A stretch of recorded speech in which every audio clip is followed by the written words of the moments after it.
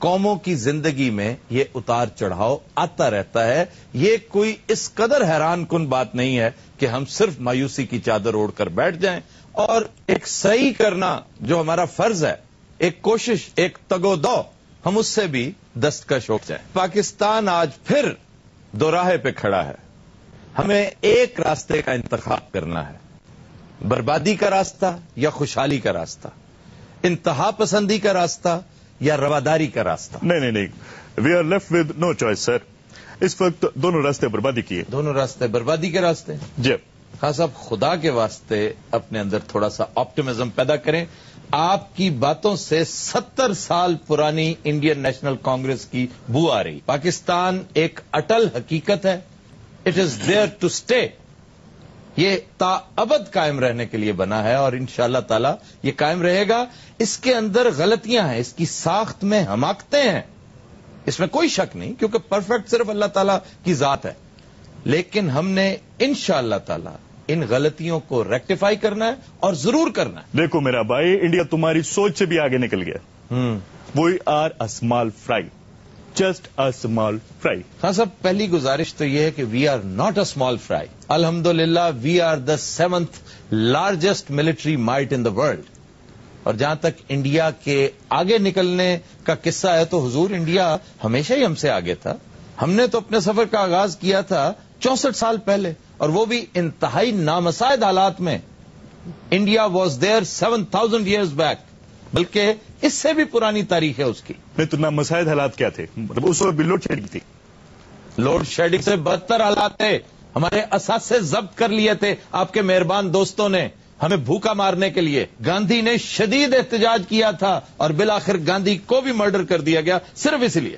صرف 2-3 ملیں تھی ہمارے حصے میں جب پاکستان قائم ہوا.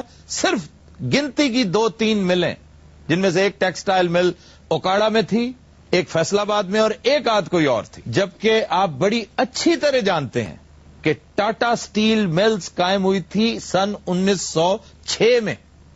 ہندوستان کمپیوٹرز کی بنیاد رکھی گئی 1946 میں. ہم تو اس وقت دنیا کے نقشے پہ ہی موجود نہیں تھے. آپ ہمارا مقابلہ کر رہے ہیں انڈیا کے ساتھ. لیکن آج اللہ کے فضل سے ہم 15ویں بڑی معیشت ہیں دنیا کی.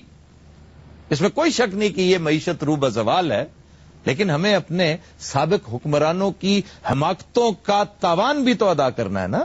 پاکستان کے بارے میں تھوڑا نرم رویہ اختیار کیا کریں. پاکستان کو انڈیا کے ساتھ کمپیئر کرنے سے پہلے یہ ضرور سوچا کریں کہ ان کا پہلا وزیر اعظم اپنی 3 مدتیں پوری کر کے گیا تھا. 17 سال جواہر لال نہرو کی حکومت رہی، 15 سال 3 سٹنٹس اس کی بیٹی نے اندرا گاندھی نے پوری کی. جبکہ آپ کے ہاں پہلے عام انتخابات ہی 23 سال بعد ہوئے. کبھی اس پہ غور کریں کہ یہاں کس قدر کیوس کی کیفیت رہی ہے.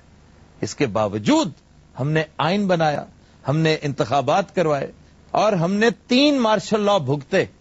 لیکن انفارچونیٹلی ایک بھی وزیر اعظم ایسا نہیں ہوا جس نے ایک بھی مدت پوری کی ہو، اپنے 5 سال پورے کیے ہوں. اور یہ ساری بہانے بازیاں ہیں. آپ اصل بات کرو. اصل بات کیا ہے؟ گراؤنڈ ریئلٹیز بالکل ڈفرینٹ ہے میرے بھائی. گراؤنڈ ریئلٹیز بھی سن لیجئے. آپ نے خان صاحب کبھی نام سنا ہے ایک کتاب کا، کانٹے سے کہوٹے تک؟ نہیں. ایک بڑی مشہور کتاب ہے جس کا میں سمجھتا ہوں سارا رومانس اس کے ٹائٹل میں پنہا ہے کہ کانٹے سے کہوٹے تک. میں آڈینس کی سہولت کے لیے یہ واقعہ بتاتا ہوں کہ اس ٹائٹل کی وجہ تسمیہ کیا ہے. کانٹے کا تو مجھے پتہ نہیں ہے، لیکن کہوٹا تو سب جانتے ہیں. کانٹے کے بارے میں عرض کر دوں. حالت یہ تھی کہ ہمارے پاس سرکاری عمال کو، ملازمین کو تنخواہیں دینے کے پیسے نہیں ہوا کرتے تھے. اسٹیشنری کی خریداری کے لیے آپ کو کاغذ، کاربن پیپرز، پینسلز اور روشنائی کے لیے انتہائی قلیل رقم مختص کی جاتی تھی، اور کامن پین خریدنے کے لیے تو 1 پیسہ موجود نہیں ہوتا تھا بجٹ میں. چنانچہ اگر آپ لاہور سیکریٹریٹ کی تاریخ پڑھیں تو ایک بڑی دلخراش بات آپ کو تاریخ کی کتابوں سے ملتی ہے کہ یہاں پر ببول کے کانٹے بیچنے والی عورتیں آیا کرتی تھیں مضافاتی علاقوں سے. وہ کیکر کے، ببول کے کانٹے بیچا کرتی تھیں تاکہ آپ فائلوں میں کاغذوں کو ان کانٹوں کے ساتھ لف کر سکیں. اور اگر آج بھی آپ سیکریٹریٹ کی پرانی فائلیں کھول کر دیکھیں، آپ کو کامن پینس کی جگہ کانٹا لگا نظر آئے گا. اس لیے کہ کانٹا سستا تھا. آپ افورڈ کر سکتے تھے، کامن پین افورڈ نہیں کر سکتے تھے. یہ کیسے ممکن ہوا کہ اس قدر پسماندہ ملک آج نیوکلیئر پاور بن کے ابھرا اور دنیا کے نقشے پر اپنی سٹیٹمنٹ دی کہ ہاں میں بھی ایگزسٹ کرتا ہوں. آج پاکستان کو اگر خطرہ ہے تو ہماری انٹرنل ریشہ دوانیوں سے ہے، انٹرنل سازشوں سے ہے. بیرونی طور پہ اگر دیکھا جائے تو خان صاحب پاکستان مکمل طور پر ناقابل تسخیر ہے. آپ اس بات کو مانیں یا نہ مانیں. آپ اب ایک بات بتائیں. ہاں جی. کیا مانیں؟ پھر آپ یہ بتائیں کہ کیا مانیں. آپ اس نیوکلیر بم سے کیا کرپشن کو ختم کریں گے؟ آپ کیا کریں گے؟ ہاں نہیں، کرپشن ایک بہت بڑا ناسور ہے. میں تو ہمیشہ یہ گزارش کرتا ہوں کہ پاکستان معاشی طور پر نہیں اخلاقی طور پہ دیوالیہ پن کا شکار ہے اور کرپشن اس کا شاخسانہ ہے، کرپشن اس کا بائی پروڈکٹ ہے. آپ اسی سے اندازہ کریں خان صاحب کہ یہ کیسی پاورفل معیشت ہے کہ یہاں کے کرپٹ سپوت جو ہیں دونوں ہاتھوں سے اس کا گلا گھونٹتے ہیں اور اگلے دن یہ پھر اپنے پیروں پہ کھڑی ہوتی ہے. سر اسی کو کہتے ہیں کہ کرپشن میں برکت ہے.